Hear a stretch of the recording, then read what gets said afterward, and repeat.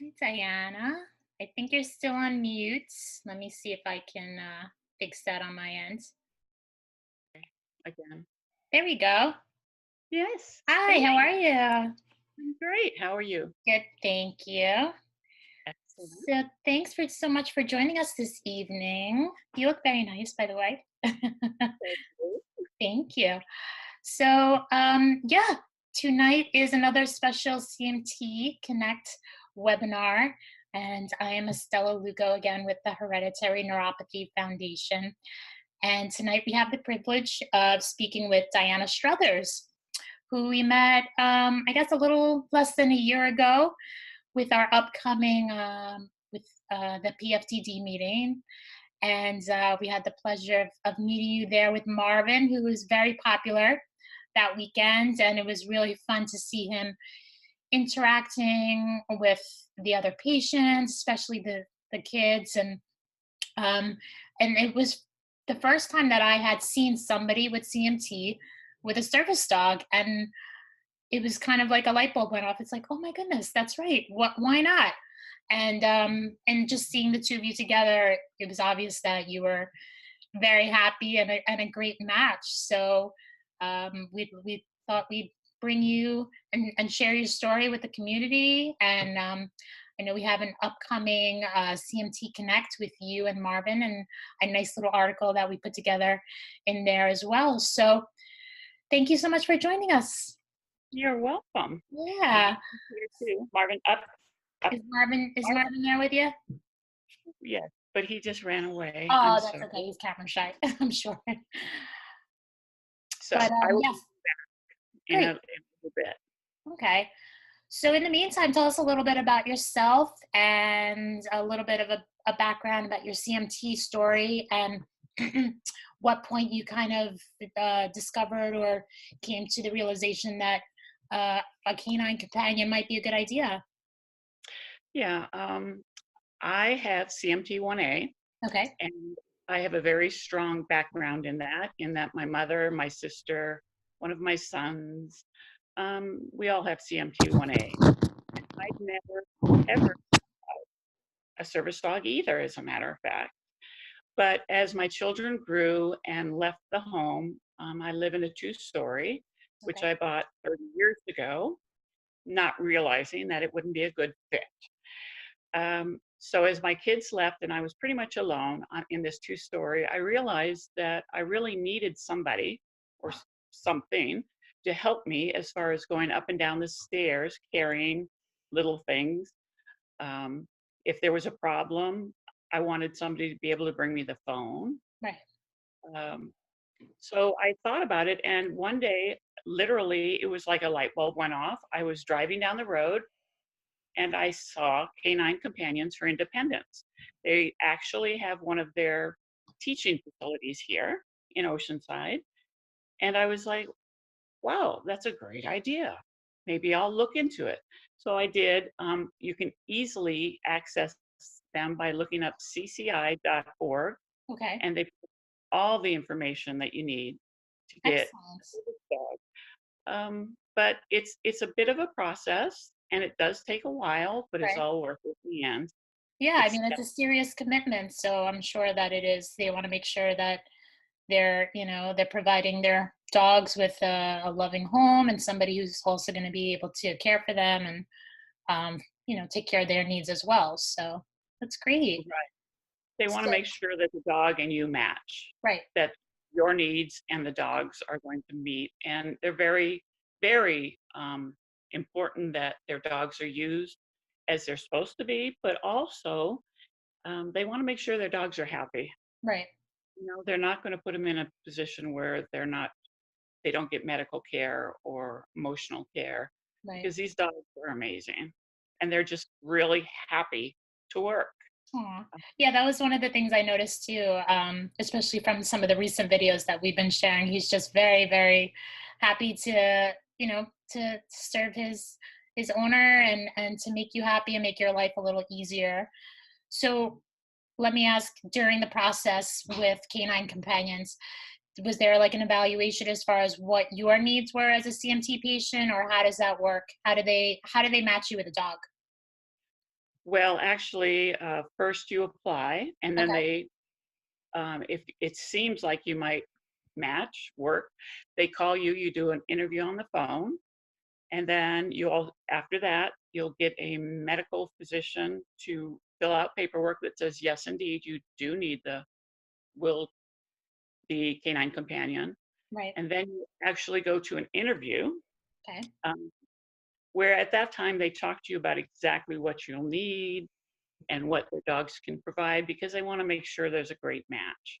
And then, if after that, if everything has worked out and they feel that they will be able to match a dog to you, you get on a waiting list. The waiting list can be anywhere up to 2 years. Oh, wow. Okay. It seems like a long time, but don't give up Right. because it's worth it. I'm It's so sure. worth it. Oh, And then you will be called to go to they will tell you about 2 to 3 months in advance at least and ask you, would you like to come and be matched with a dog? And if you say, yes, I can make it, then you go to the nearest place where they do the teaching. They have six throughout the United States. okay. And then you actually stay there for 2 weeks. They provide a room as well as a handicap accessible bathroom. Everything's private. You get two beds because they understand that most people that come and require a service dog Have a will caregiver. also will need somebody else to assist them Right. perhaps as well as the dog. So they want to not only make sure the dog is yours, but that somebody else knows how to do backup work, so to speak. Oh, that's great. Yeah, it's Yeah. amazing, and they provide everything 100% free, Wow. even this whole 2 weeks. The only thing you have to provide is they don't provide dinners, so Okay. there you go. But Yeah. that's a good thing to go out and do it. Absolutely. Um, and it's amazing because what happens in the first 3 days is they begin to teach you how to work with the dog, because the dog's been taught over a 2-year period about 40 different commands, as well as things that you don't even realize that aren't commands, like to lay quietly, to be available to you, even though you maybe can't speak those commands. Right. Um, so in those first 3 days, you work with several or multiple dogs and are learning the basic commands. And it's like learning to ride a bike. It's a whole new experience. And as you're doing that, the instructors, and there's about in our room there was one, two, three, about 3 to 4 instructors for about 10 people. Okay. They decide which dog will personality as well as be able to provide the work you need. For instance, I'm not currently in a wheelchair, and there were several people that were. Okay. So they would need a dog or requested a dog that could pull their wheelchair to assist them in that way. Right. So obviously, that would be a bigger dog and have that ability. Right. So during those 3 days, they decide who you're going to match up with. So they tell you going in, don't preconceive what you Right. want. So of course I said, of course I won't do that. I would never. And I thought, I want a female black lab that is a super cuddler. So So on day when they assigned people, they said, "Okay, Diana, your dog is Marvin." And I went, "Marvin?" And up ran this yellow male Yeah. who gave me the biggest load, but would only give me his butt when he wants to cut. His butt. He's a butt. So I was like, "Wow, this is not what I thought." Right. You know what?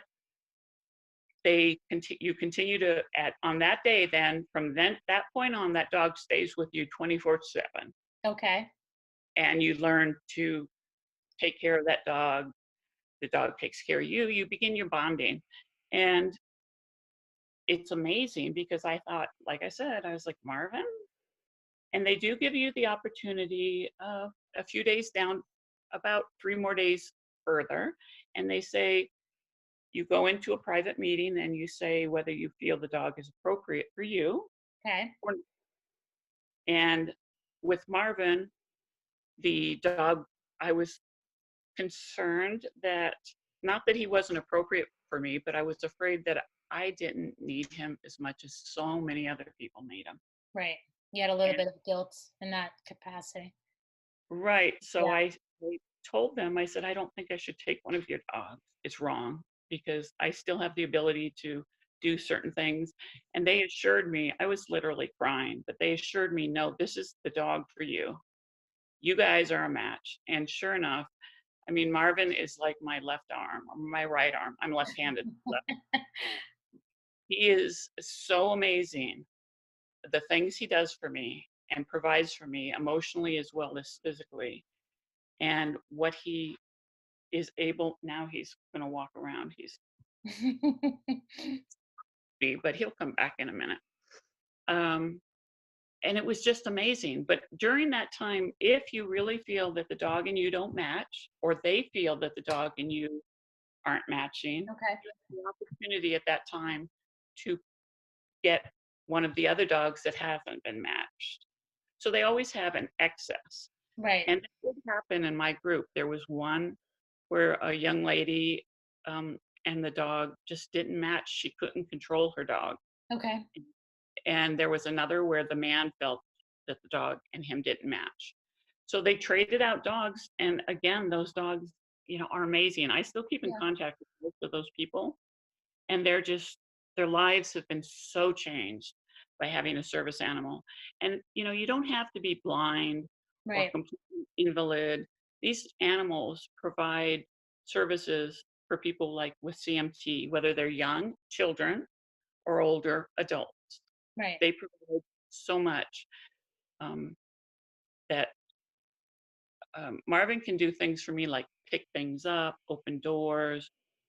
Uh, that's why I sent you those films because I Yes. forget all the things he does for me. Right. He goes on the porch and picks up the packages left and brings them in. Right. I think we shared some earlier today on our Facebook and our Instagram.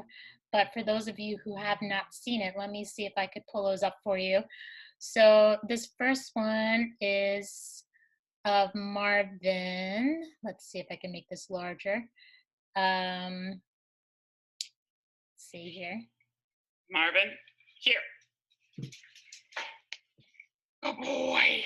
Such a good boy. Sit. Speak. Good job. Okay, come here. Come here. Come on. Mommy needs to go in the garage. Mommy needs to go in the garage. Ted. Good job. Good job. Out. Good job. Mama's baby. Okay. Let's go back in. Push. Push. Good job. What a buddy. Love you. That's Mama's boy. Good job. Love it.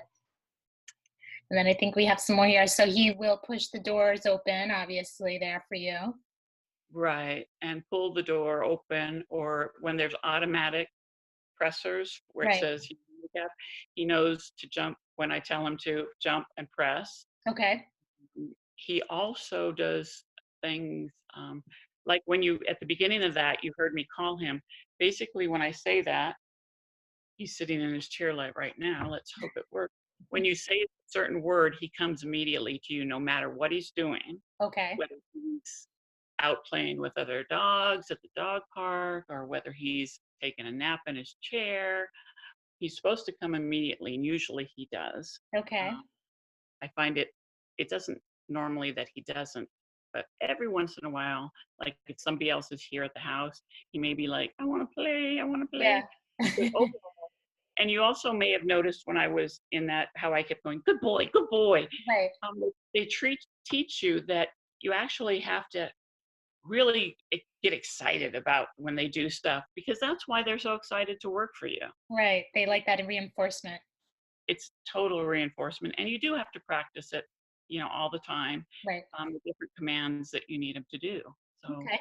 Let's take a look at one of the other ones here. I think we have, oh, this is him getting a package for you.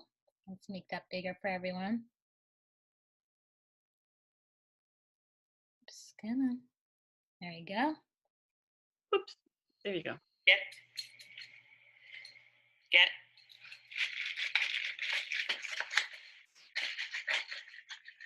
Come on, bud. Good job. Bring your nose from him. Good job. Sit. Up. Rest. Good job, buddy. Good job. That's great.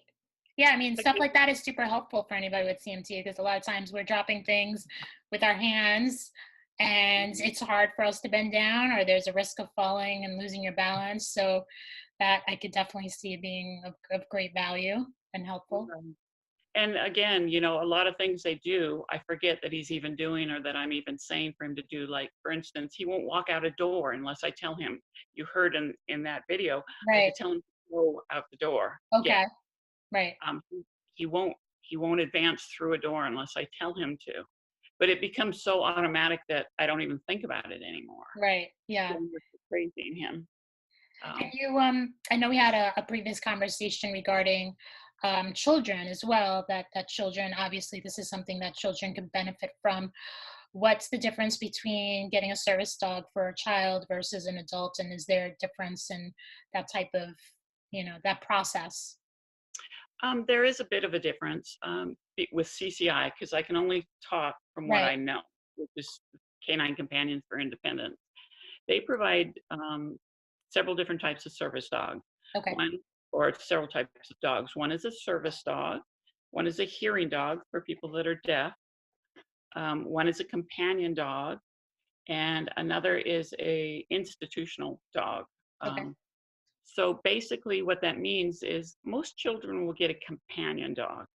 The reason they're getting a companion dog is because most children don't have the ability to take full responsibility for a dog as far as feeding, veterinary care, Right. um, using all the right words. And many of the children, not so much with CMT, but many of the children that get these dogs are kids like with autism that have interactive problems with their peers.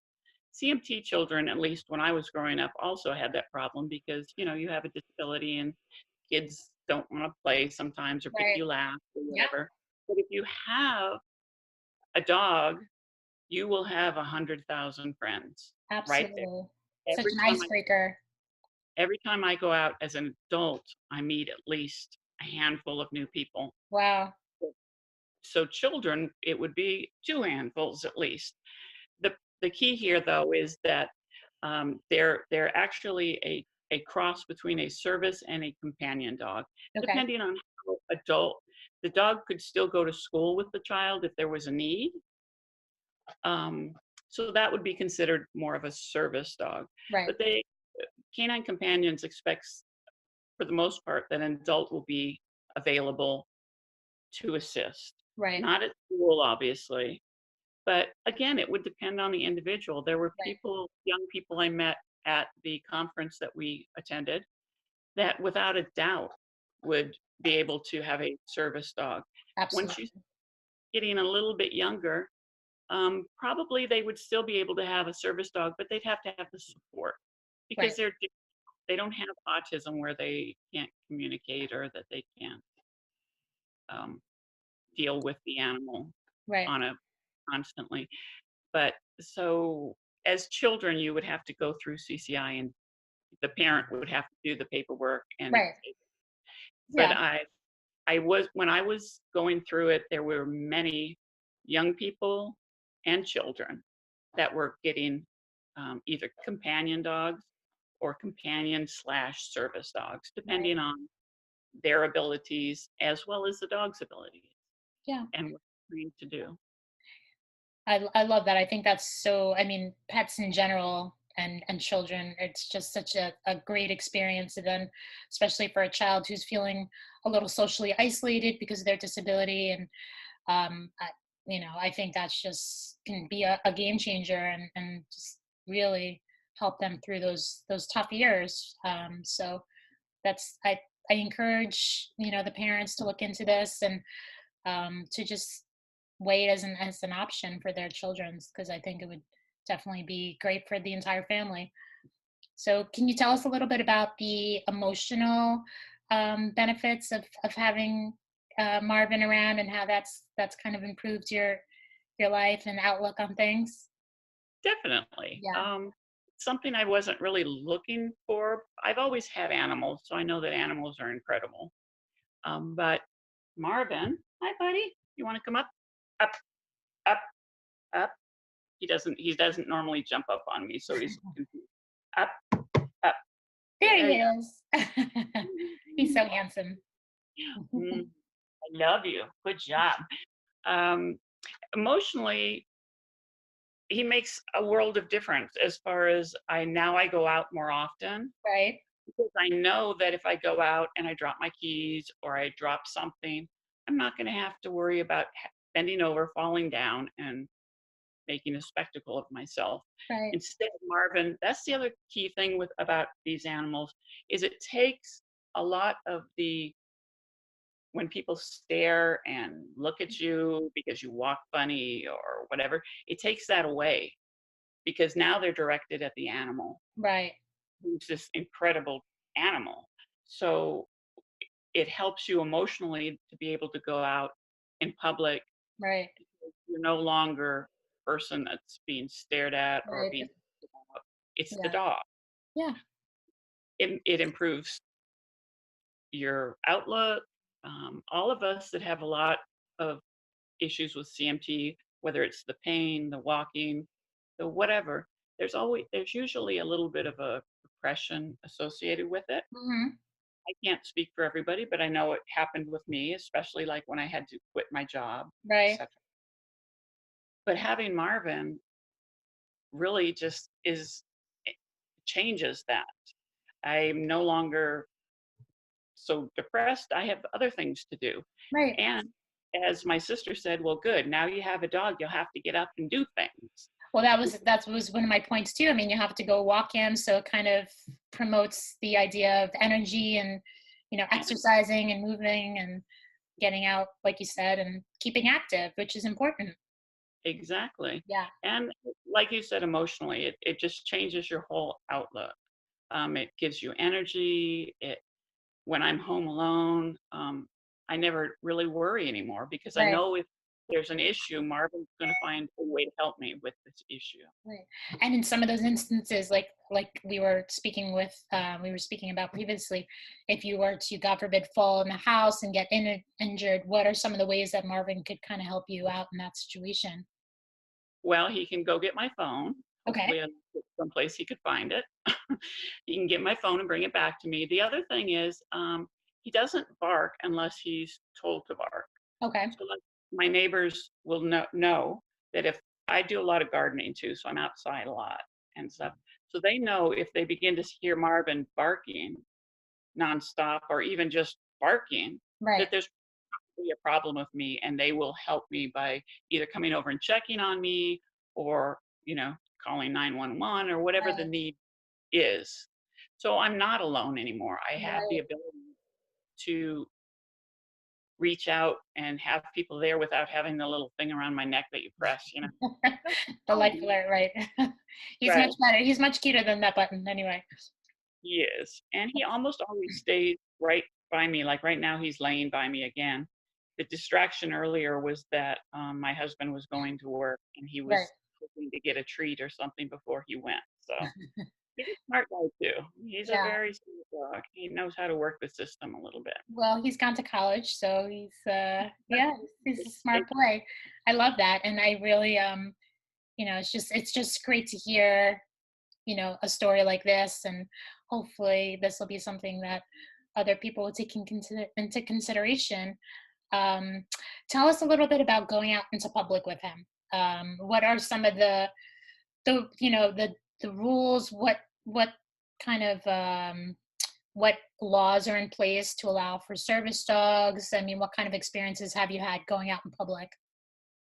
Well, first off, the law is an ADA law that Okay. been on the books for quite a while, but most recently updated, I believe, in the 80s. Right. And basically, that says that a service animal, which is normally a dog or a pony sometimes, has the right to go anywhere that any person in public could normally go. So that would include restaurants, theaters, anywhere that you normally can go without question.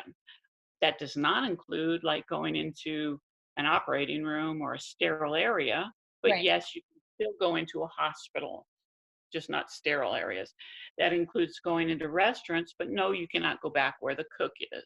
Right. Um, but neither could anyone else. Right. So those are ADA.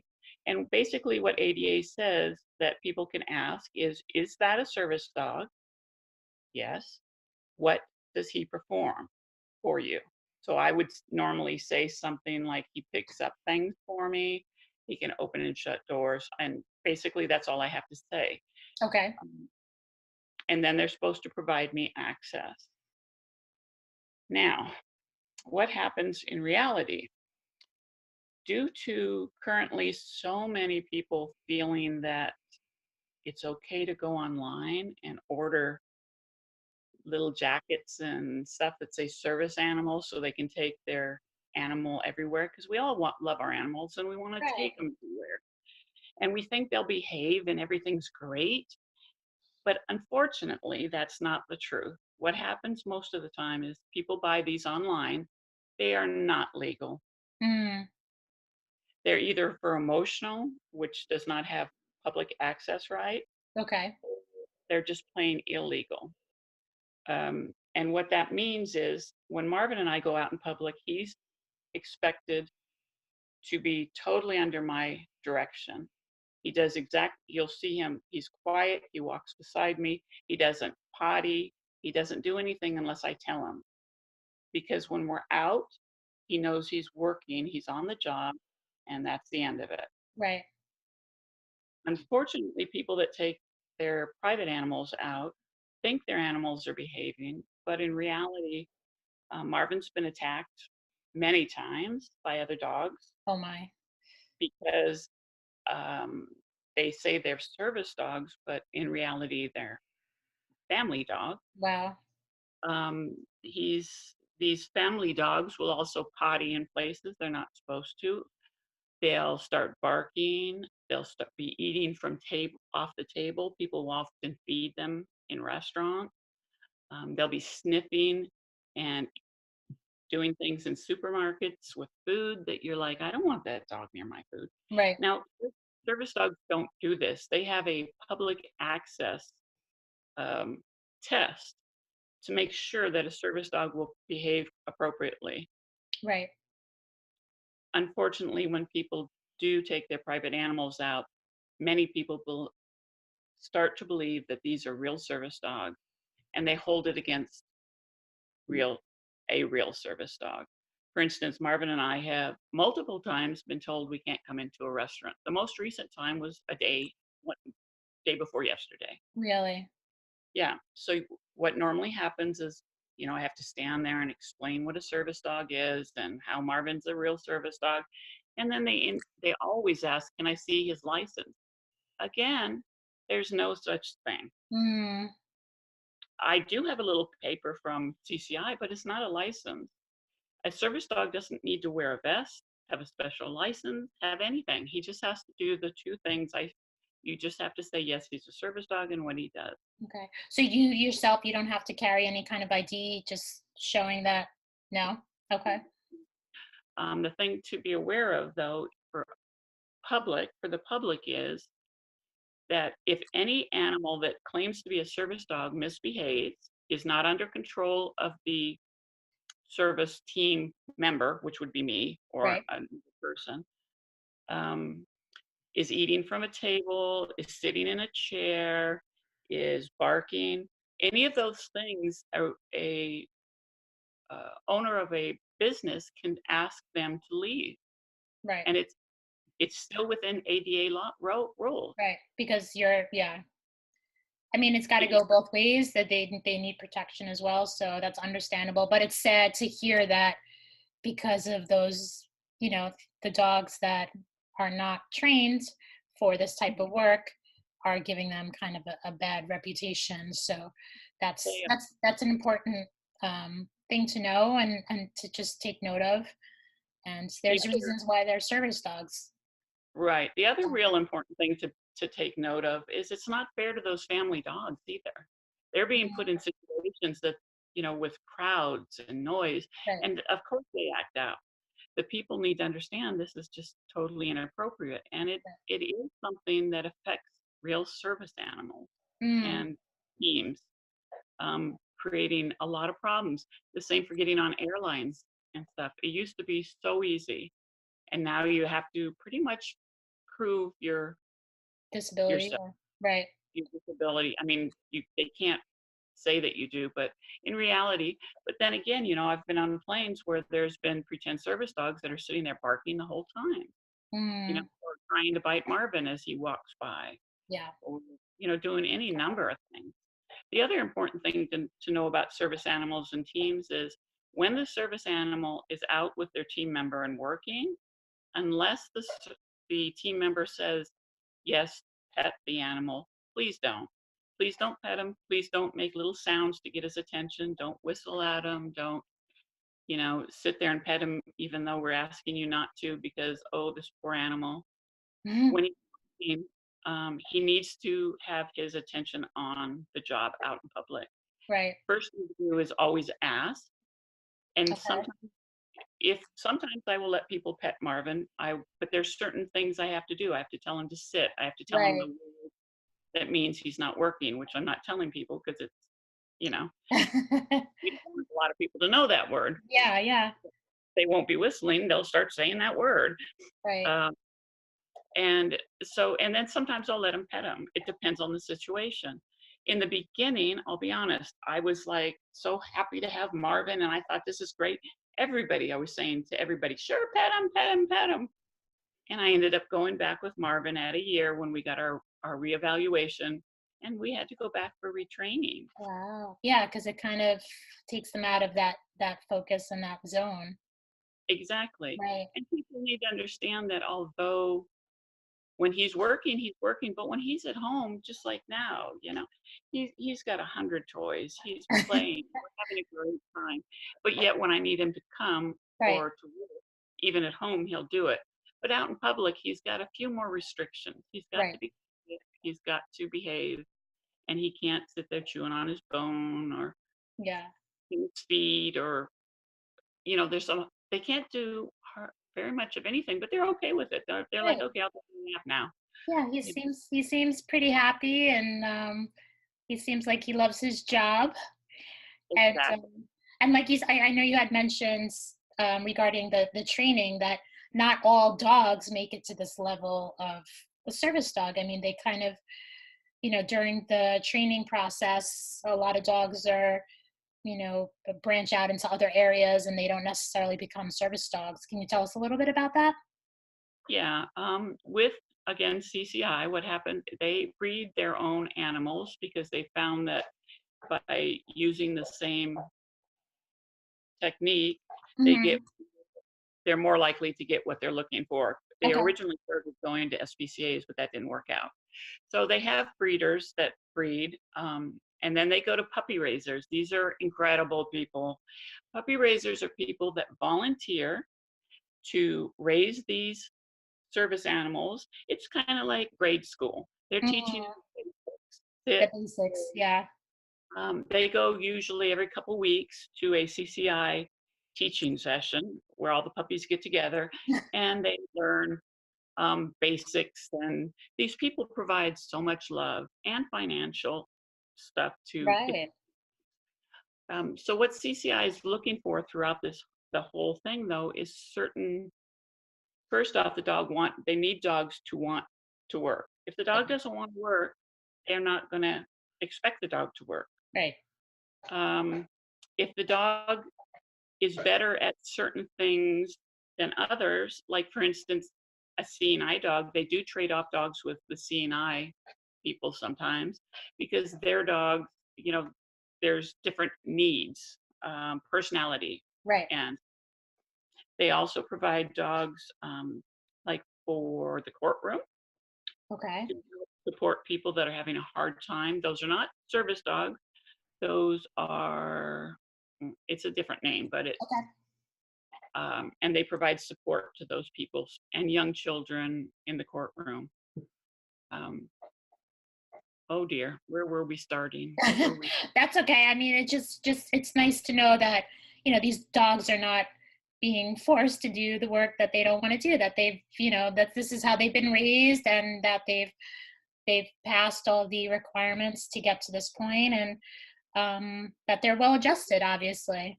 They have to be well adjusted. They have to meet certain emotional needs. They have to meet physical. They don't want to give out a sick dog Right. because they depend on this animal. They also want to provide animals that meet all of your requirements. So bottom line is about 70% wash out before they make it to service animal. That's a high when That's a you're very high starting. percentage. Yeah. But again, it's because they want to make sure it's right for you and it's right for the animal.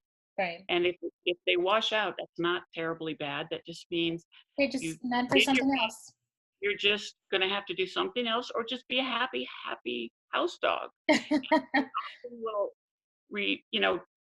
turn them to the puppy raiser if they want them. They can Right. have it, or they can give it to somebody else. They never do anything mean to the dogs. They always provided a good home.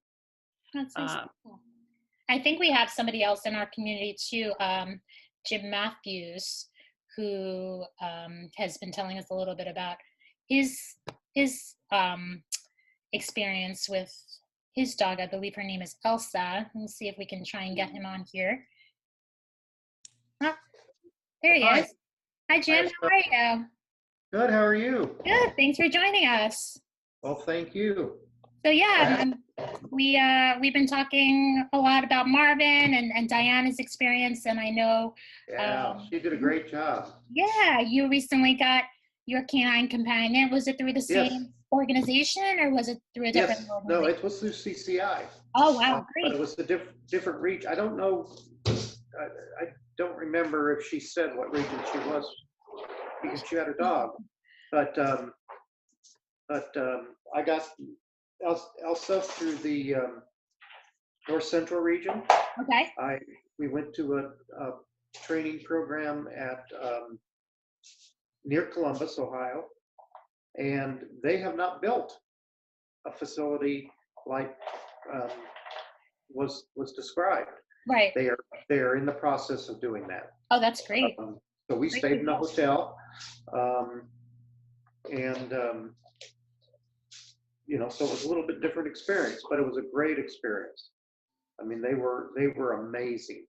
The selection process, as we went through, as people will do, we Elsa, good girl, sit. Elsa, sit.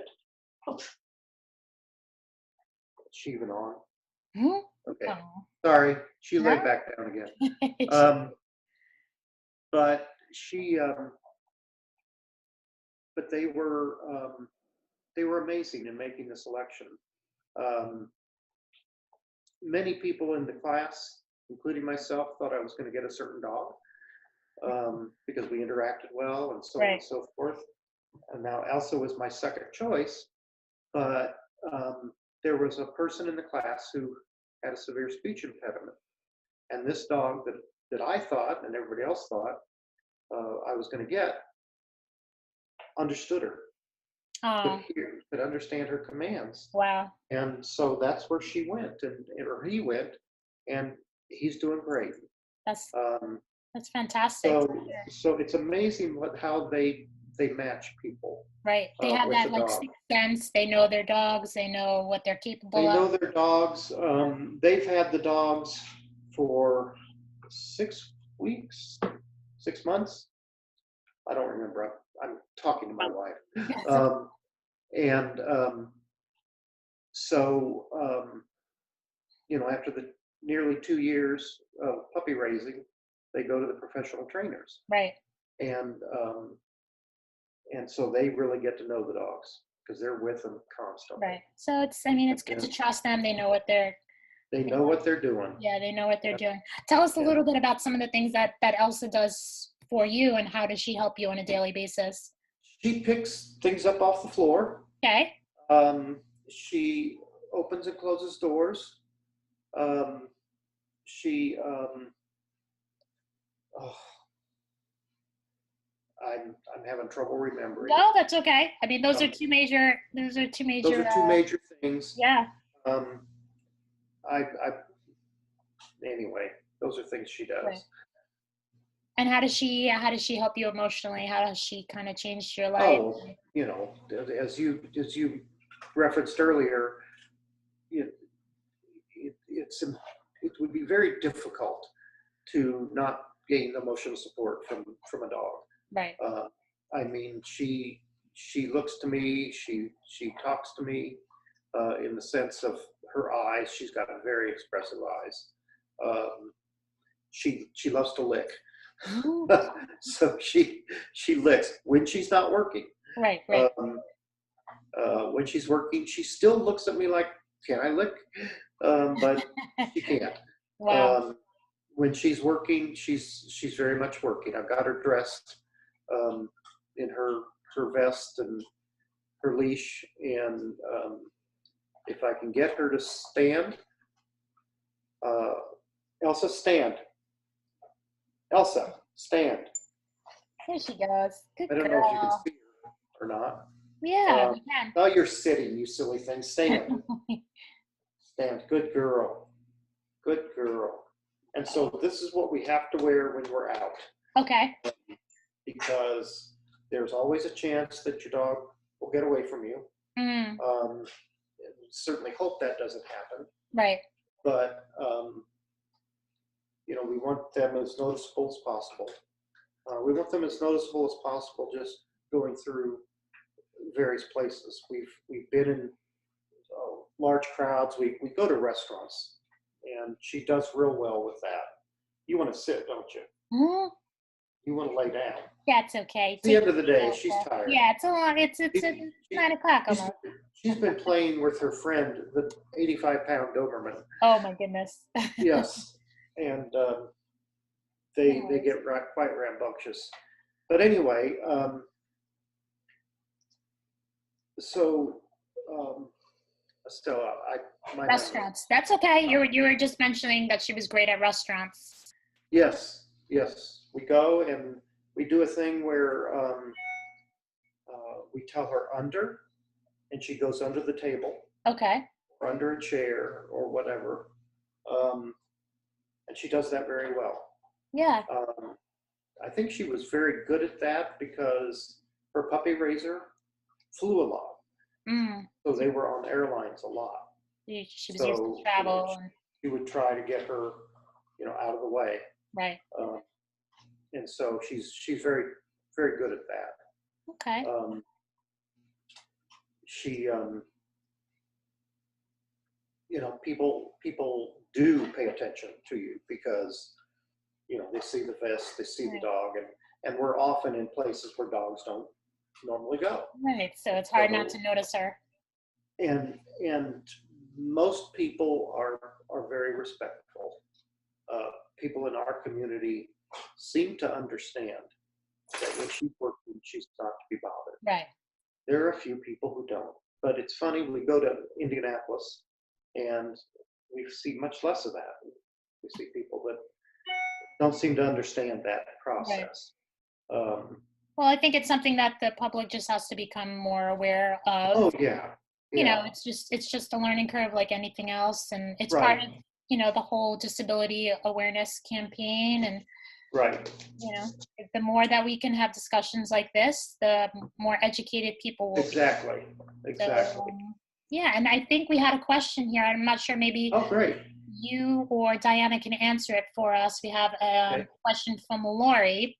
She says, I have a puppy and would like to know about how to go about training them to be a service dog. Is there a way to train a puppy that she already has? What are your thoughts on that? Who do you want to go first? Diana, maybe? According to ADA, any dog can be trained, whether by your personally or by a professional, to become a service dog. Okay. But again, the issue is that it's not as simple as being able to train them to pick up some glasses or something when you drop it. They have to be able to do public access, which includes going under a table and being quiet while you eat, Mm-hmm. not being, not misbehaving in any way. And a lot of people don't understand that. UCI does not does not take in personal dogs. They use Okay. their own. And a lot of other trainers may, but there's a cost involved. Right. CPI is 100% free, and they're Mhm. like #1. But if you want, there's other people out there that are willing to train your personal puppy. And normally, from what I understand, it's like 20,000 to 40,000 to do Wow. that. That's a price tag on it. Yeah. With CCI, they figure that our animals are worth about 50,000 for the amount of money that's been put into them. They Right. are trained for 6 to 9 months by professionals, Okay. as well as the puppy raisers, which are about a year to a year and a half. Right. So Yeah. it's It's it, it's it's the again, harder road to go down, but it's still possible. it Basically. is. Yeah. They try to make it as accessible to people as it is. Right. But again, they have to remember too that is their animal really going to be comfortable on that plane, on that train, with all those people? Right. What they have to do, because it's not fair to an animal if they're not trained appropriately. Right. And if they're uncomfortable, it's not good for anyone. So. Okay, well, Exactly. good to know. I hope that answers your question, Lori. And I'm sure you could reach out to the Canine Companion or some of the other organizations that could probably give you a little bit more information on that. But I think we're kind of closing in on our time here tonight. So I wanted to thank both of you so much for just providing your time and sharing your story and bringing this topic to light in our community, which I don't really think it's been discussed like this before. So really appreciate all that you've shared with us. And looking forward to seeing some more pictures of Marvin and Elsa, hopefully on social media. And for everyone watching, check out our upcoming update. There's a nice little article in there with Diana and Marvin. And we'll be putting some links up in the YouTube video and on social media where to go to kind of start your journey. And yeah, so thank you so much, guys. Thanks to the puppies too. Thank you, Marvin and Elsa. Thank you. They were great, and we hope this helps a lot of people get a Marvin or an Elsa in their life, a new family member. And again, don't give up. Right. The sooner you start, the sooner you're going to get that service animal that you deserve. Yes. Well, thank you so much, guys. All right. Take care. You too. Have a good night. Thank you. Marvin, come here. Here. Good job. Come here.